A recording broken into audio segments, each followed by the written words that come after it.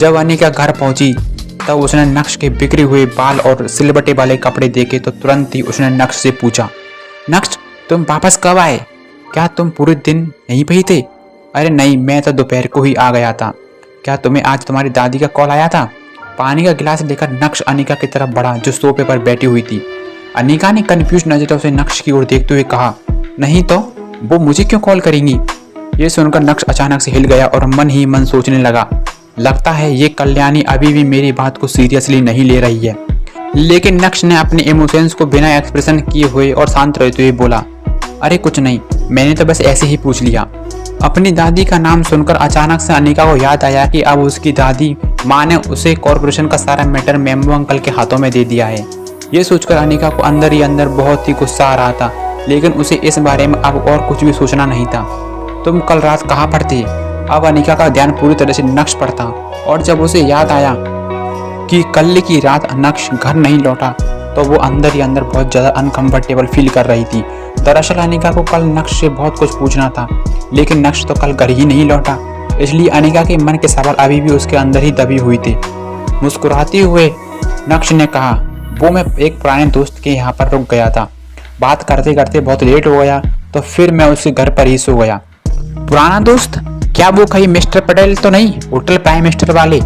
पानी का गिलास नीचे रखने के बाद अनिका नक्श को घूरने लगी थी। बिल्कुल सही पहचाना। वैसे तो नक्श अनिका से छिपाना नहीं चाहता था और नेचुरल अंदाज में जवाब दिया। अनिका चौंक गई जब उसने नक्श के मुंह से इतना स्ट्रेट फॉरवर्ड जवाब सुना। कुछ सेकंड सोचने के बाद अनिका सोफे पर लेट गई और गहरी सांस लेते हुए बोली, नक्श मुझे ये तो नहीं पता कि तुम मिस्टर पटेल को कैसे जानते हो, लेकिन अगर तुम कह रही हो कि कल पूरी रात तुम उनके साथ बैठकर बातें कर रहे थे तो मुझे इस बारे में बताया क्यों नहीं? ये बोलने के बाद अनिका ने टीवी का रिमोट उठाया और टीवी ऑन करते हुए बोली, नक्श अच्छा ये बताओ कि मिस्टर पटेल किस तरह के इंसान है? वैसे क्या उनके पास इतना टाइम है कि तुम्हारे साथ बैठकर बातें कर सकते हैं? लेकिन इसका मतलब ये नहीं है कि तुम कुछ भी बोलोगे और मैं मान लूंगी। नक्श ने अपने दोनों कंधे ऊपर की ओर उठाए लेकिन बोला कुछ नहीं। जाओ मेरे लिए मैगी बनाओ, मैं डिनर करके नहीं आई हूं। अनिका का था पूरा ध्यान पूरी तरह से ड्रामा सीरीज पर अटका हुआ था जो आज टीवी पर पहली बार आ रही थी। नक्श मैगी को बाउल में सर्व ही कर रहा था कि तभी दरवाजे पर दस्तक हुई और अचानक से चित्रा भी वहां पर आ गई थी।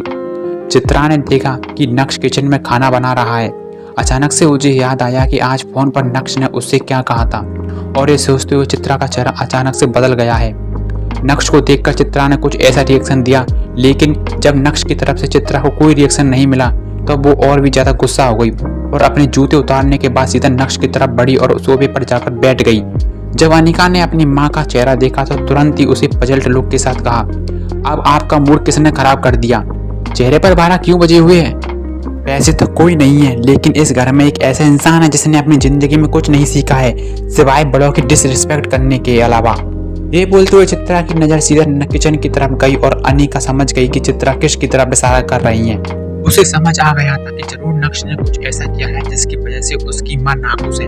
क्या चित्रा अनिका के सामने उसकी और नक्श की कॉन्वर्जेशन रखेगी?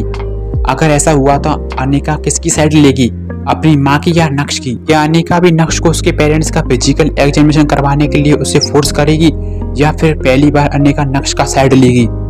जब पल्लवी भानुशाली ग्रुप जाएगी तब क्या होगा, जानने के लिए सुनिए पीके एडिट की इंस्टा एम्पायर।